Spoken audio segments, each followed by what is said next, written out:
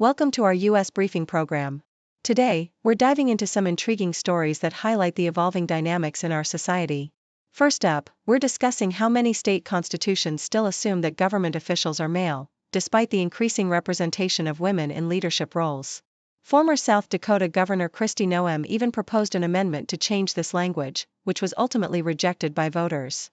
This raises important questions about inclusivity and how language reflects our societal values. Next, we turn to Congress, where House Republicans are considering cuts to higher education funding. This includes new taxes on scholarships and changes to student loan programs that could significantly impact students and families. Advocates are expressing concerns that these proposals are more about political ideology than addressing a budget crisis, which could lead to financial burdens for many. Finally, we explore why Hawaii is known as the rainbow capital of the world. With its stunning weather conditions, Hawaii offers some of the best views of rainbows, which hold deep cultural significance for Native Hawaiians. Even as climate change looms, Hawaii's rainbows continue to symbolize hope and joy for its residents. Please stay tuned for more detailed coverage of these stories. Associated Press, in South Dakota, the state constitution still refers to the governor as he, a remnant of outdated gender norms that fails to recognize the increasing representation of women in political office. Kristi Noem, who served as the first female governor, advocated for a constitutional amendment to update this language to be more inclusive, but voters rejected the proposal in the 2024 election. This highlights a broader trend across the nation, where many state constitutions have not modernized to reflect the growing presence of women in governance. While some states, like New York and Vermont, have successfully updated their constitutions, efforts in places like Washington and Connecticut face challenges, often entangled with cultural debates surrounding gender identity. Associated Press, as House Republicans explore budget cuts, proposals that could significantly impact higher education are emerging, including potential taxes on college scholarships and an end to student loan repayment plans. These suggestions come amidst a broader ideological push rather than a response to a financial crisis, alarming advocates in the education sector. Among the proposals is a plan to increase taxes on university endowments from 1.4% to 14%, which would place additional financial burdens on institutions and, consequently, students and families.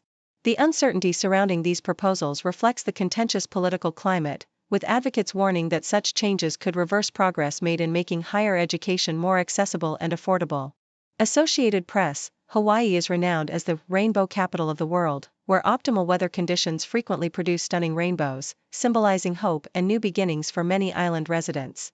The state's unique climate, characterized by trade winds and clean air, enhances the visibility of these natural phenomena, making them a beloved aspect of daily life.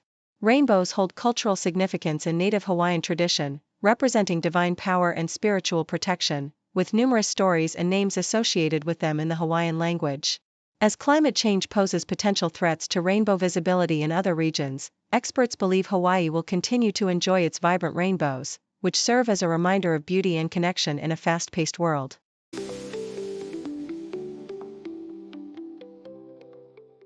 Yahoo US reports that Alabama basketball coach Nate Oates remains unfazed by the potential for his team to ascend to the #1 ranking in the polls, stating, "I don't really care, to be honest with you." Following a hard-fought victory against Arkansas, Oates emphasized that the team's focus should be on winning the SEC rather than chasing rankings. He acknowledged that while Alabama's win didn't significantly impact their ranking, the losses of top teams like Auburn and Duke could influence their position. Oates insists that the team's destiny lies in their hands, urging his players to concentrate on their performance rather than external accolades. The Associated Press highlights the challenges faced by Latino workers as automation and AI reshape the job landscape.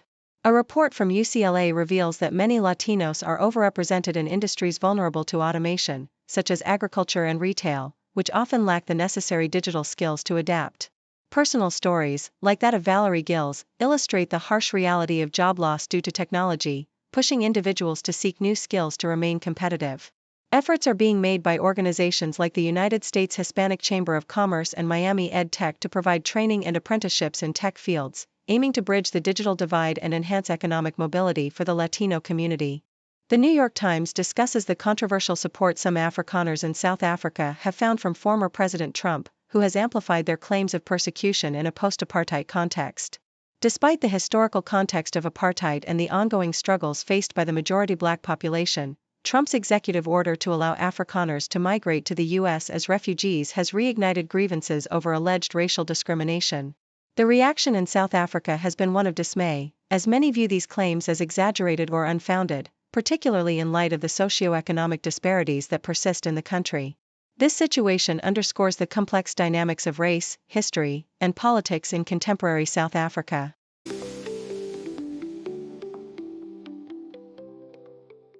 New York Times, Sam Nujoma, the founding president of Namibia, passed away at the age of 95 in Windhoek, after a 3-week hospitalization. Nujoma was a pivotal figure in Namibia's liberation from South African rule, leading the Southwest Africa People's Organization, SWAPO, in a guerrilla campaign against a backdrop of Cold War dynamics. His leadership was marked by a dual strategy of diplomacy and armed resistance, culminating in Namibia's independence in March 1990, which was facilitated by a U.S. brokered agreement involving the withdrawal of South African and Cuban forces. Despite his initial commitment to a democratic constitution, Nujoma's presidency saw a shift towards autocratic tendencies, particularly evident when he amended the constitution to extend his tenure beyond the original term limits.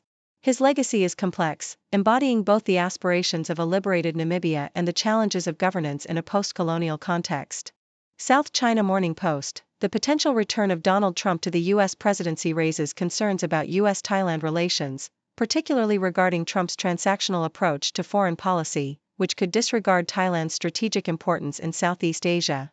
Under President Biden, the U.S. fostered alliances and supported initiatives like the Indo-Pacific Economic Framework, which Thailand values as a counterbalance to China's growing influence. Trump's first term was marked by a focus on trade and economic competition, which could lead to increased tensions with Thailand, especially if he perceives unfair trade practices. As Thailand navigates its hedging strategy between the U.S. and China, Trump's administration will need to carefully engage with Bangkok to prevent it from leaning further towards Beijing.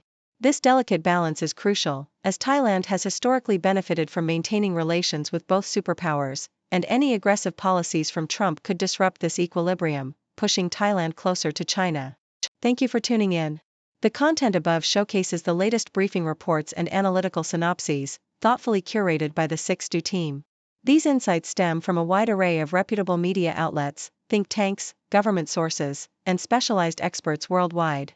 We encourage you to explore these sources for a comprehensive perspective. Keep in mind that while the content may not always align with the official standpoint of 6Do Brief, it's not meant to be taken as absolute directives for decision-making. Comprising seasoned media professionals, learned scholars, and accomplished scientists, the 6Do team embodies a trailblazing, fully independent media entity. To customize 6Do Brief to meet your professional needs, you have the option to subscribe to a diverse array of briefings on our website, 6dobrief.com. Regardless of your location, you can conveniently receive 6Do Brief via email.